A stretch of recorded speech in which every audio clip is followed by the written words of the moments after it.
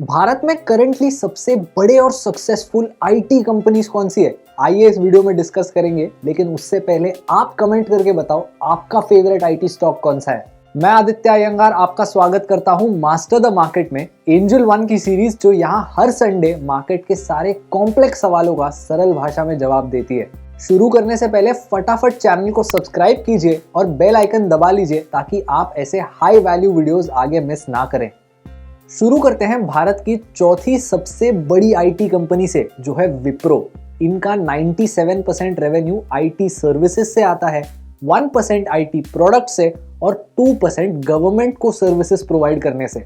आज के तारीख में विप्रो के पास 1100 से भी ज्यादा क्लाइंट्स है वर्ल्ड वाइड, और बेस्ट पार्ट यह है कि इनमें से सबसे बड़ा क्लाइंट जो है वो पूरे रेवेन्यू का सिर्फ 3% कंट्रीब्यूट करता है, विच मींस विप्रो बड़े क्लाइंट्स पर ज्यादा डिपेंडेंट नहीं है।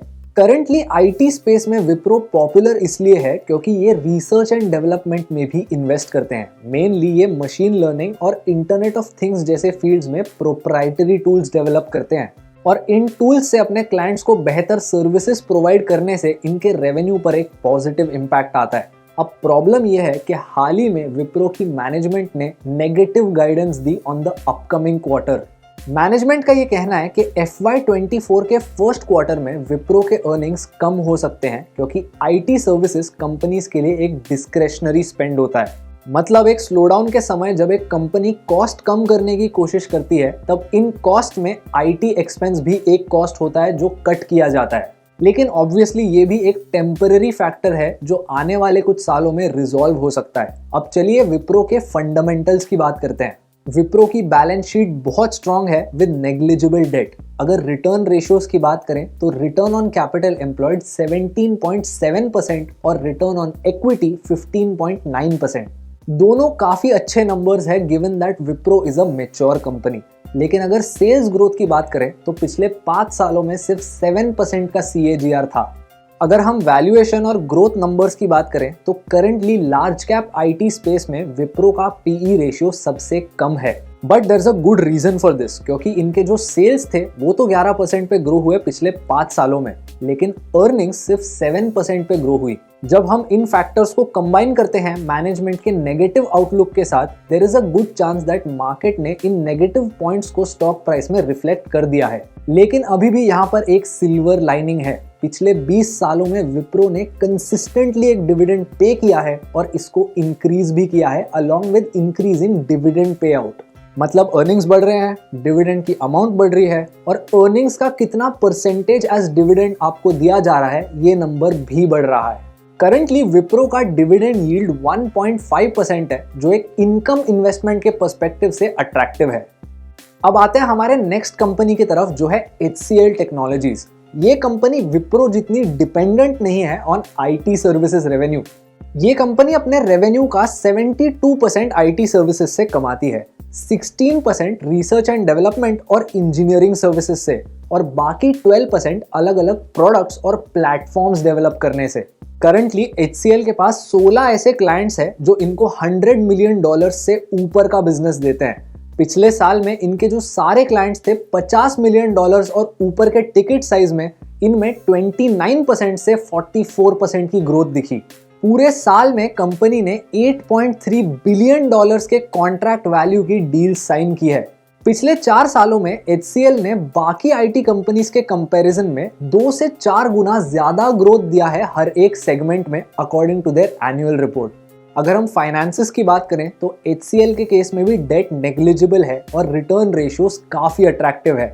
ROCE is at 28.7% and ROE at 23.3%। Revenue growth की बात करें तो पिछले 5 सालों में HCL के रेवेन्यूज 15% के CAGR से ग्रो हुए और अर्निंग्स 12% से। And the cherry on top is that dividend yield भी 4.25% का है। अब आते हैं इंडिया के दूसरे सबसे बड़े आईटी प्लेयर पर, जो है इन्फोसिस। इन्फोसिस का रेवेन्यू मेनली 2 ब्रांचेस से आता है। सबसे पहला है डिजिटल सर्विसेज, जैसे मान लो AI को यूज करके कस्टमर के एक्सपीरियंस को एनहांस करना, या फिर बिग डेटा यूज करके एनालिटिक्स प्रोवाइड करना, या फिर लेगेसी सिस्टम्स को अपग्रेड करना। यहाँ से 57% रेवेन्यू आता है, और जो बाकी 43% है वो है कोर सर्विसेज से, जैसे मान लो ऐप डेवलपमेंट या फिर प्लेटफॉर्म डेवलपमेंट एटसेट्रा। इन्फोसिस ने फॉर्च्यून 500 कंपनीज में से 185 कंपनीज को अपना क्लाइंट बनाया है और इनके क्लाइंट बेस में 64 ऐसे क्लाइंट्स हैं जो $50 मिलियन से ऊपर का बिजनेस लाते हैं और 38 ऐसे क्लाइंट्स जो $100 मिलियन से ऊपर का बिजनेस लाते हैं। लेकिन अब यहाँ पर एक कंसर्न भी था। इस साल इन्फोसिस का अट्रिशन रेट सबसे हाईएस्ट था when compared to the competitors. ये नंबर था 28% पर। अब एट्रिशन रेट का ये मतलब होता है कि जिस स्पीड से आपके कंपनी से एम्प्लॉइज एग्जिट कर रहे हैं। हाई एट्रिशन का प्रॉब्लम ये होता है कि आने वाले क्वार्टर्स में हायरिंग कॉस्ट और एम्प्लॉय कॉस्ट दोनों बढ़ जाते हैं। अब फाइनेंशियल्स की बात करें तो पिछले 5 सालों में इन्फोसिस ने सेल्स को 16% के CAGR से ग्रो किया और अर्निंग्स को 9% से। कंपनी का ROCE 40% है और ROE 31.8%। और पिछले 2 फर्म्स की तरह इन्फोसिस भी एक डिविडेंड पे करता है अराउंड 2%। अब आते हैं भारत के सबसे बड़े IT कंपनी के तरफ जो है TCS। इस कंपनी का current market cap 12 lakh crore का है। इनका जो बिजनेस है वो मेनली कंसल्टिंग, डिजिटल ट्रांसफॉर्मेशन और बिजनेस सर्विसेज प्रोवाइड करने से आता है। पिछले 50 सालों में इन्होंने बड़े से बड़े कंपनीज को सर्विसेज प्रोवाइड किए हैं जैसे Amazon, Apple, Google, IBM, Intel and many more. Currently company के पास 50 से भी ज्यादा क्लाइंट्स हैं जो $100 मिलियन का बिजनेस लाते हैं और 100 से भी ज्यादा क्लाइंट्स जो $50 मिलियन का बिजनेस लाते हैं। TCS ने इनोवेशन के स्पेस में भी कोई कमी नहीं छोड़ी। कंपनी के पास करंटली 1300 से भी ज्यादा पैटेंट्स है और ये हर साल रिसर्च एंड डेवलपमेंट पर 1200 से 1500 करोड़ रुपए स्पेंड करते हैं। फाइनेंशियल्स पर आते हैं। पिछले 5 सालों में कंपनी के अर्निंग्स 10% पे ग्रो हुए हैं और सेल्स 13% पे। रिटर्न रेशियोज के कंटेक्स्ट में कंपनी बाकी सारे लार्ज कैप IT फर्म्स से आगे है।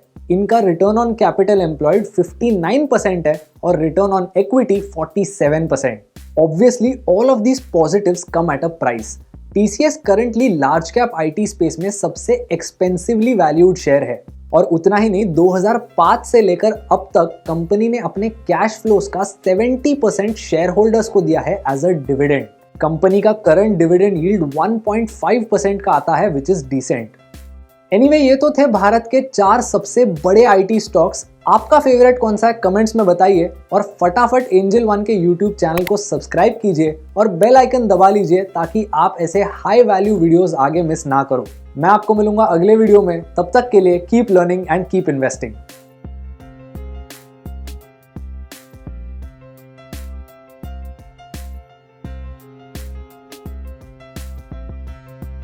Investments in securities market are subject to market risks. Read all the related documents carefully before investing.